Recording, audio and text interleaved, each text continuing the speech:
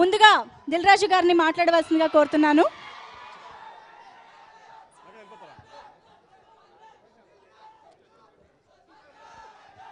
Good evening everyone.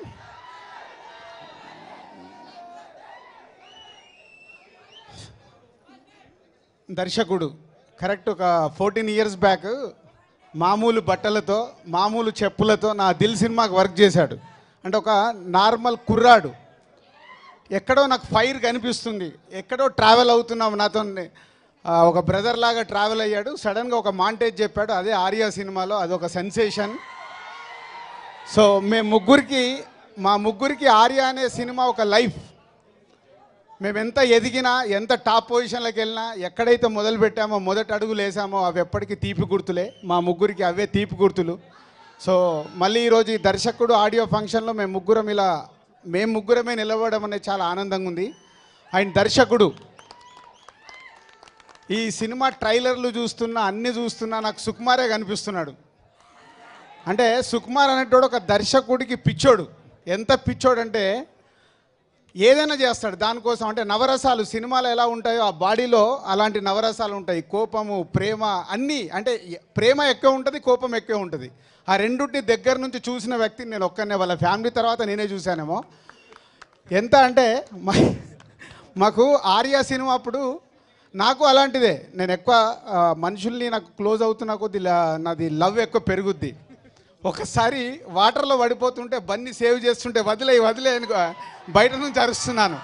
అంత కోపంతో కూడిన ప్రేమ అన్నట్టు. సో ఆర్యా సినిమా అయిపోయింది. ఆల్మోస్ట్ రిలీజ్కి వారం రోజులు ముందు ఒక మాంటేజ్ తీయాలి. ఏదైతే నాకు ఫస్ట్ మాంటేజ్ చెప్పాడో అదే మాంటేజ్. ఆ మాంటేజ్ ఇంకా షూటింగ్ లేదు, ఏం లేదు, ఇప్పటికే ఎక్కువైంది. సినిమా రిలీజ్ ఉందని ఇవ్వాల. సడన్గా వచ్చి ఒక డోర్ వేసేసి నా కాళ్ళ మీద పడిపోయాడు. పట్టేసి మీరు నాకు రేపు షూటింగ్కి ఇస్తారా ఇవ్వరా, లేకుంటే నేను వదలను అంటాడు. సరే బాబు వెళ్ళి చేసుకో. సో అంటే ఒక సినిమాని అంత లవ్ చేయడం, అది ప్రేమతోనే ఏది చేసినా. సో ఈ సినిమా టీజర్ కానీ ట్రైలర్స్ కానీ చూస్తుంటే ఆ ప్యాకప్ అని లేచిపోయే యాటిట్యూడ్ కానీ అన్నీ సుకుమారే. సో తన బాడీలో ఉన్న ప్రతి ఒక్కటి ఈ సినిమాలో కనిపిస్తుంది రేపు ప్రేక్షకులకి 100%.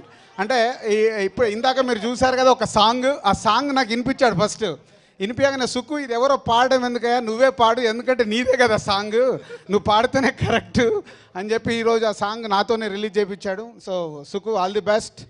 కుమారి 21F ఒక ప్రొడ్యూసర్గా నువ్వు టర్న్ అయ్యి మీ ఫ్యామిలీ మెంబర్స్ కానీ ఫ్రెండ్స్ని కానీ ప్రొడ్యూసర్గా చేసి కుమారి 21F సక్సెస్ కొట్టావు. ఈ దర్శకుడు ఇంకొక step ముందుకెళ్ళావు.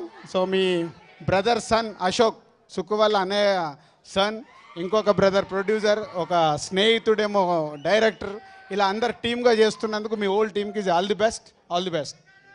Thank you so much Dil Raju garu for gracing the event and మీ విషెస్ని తెలియజేయడానికి ఇక్కడ విచ్చేసినందుకు కూడా thank you so much. And yes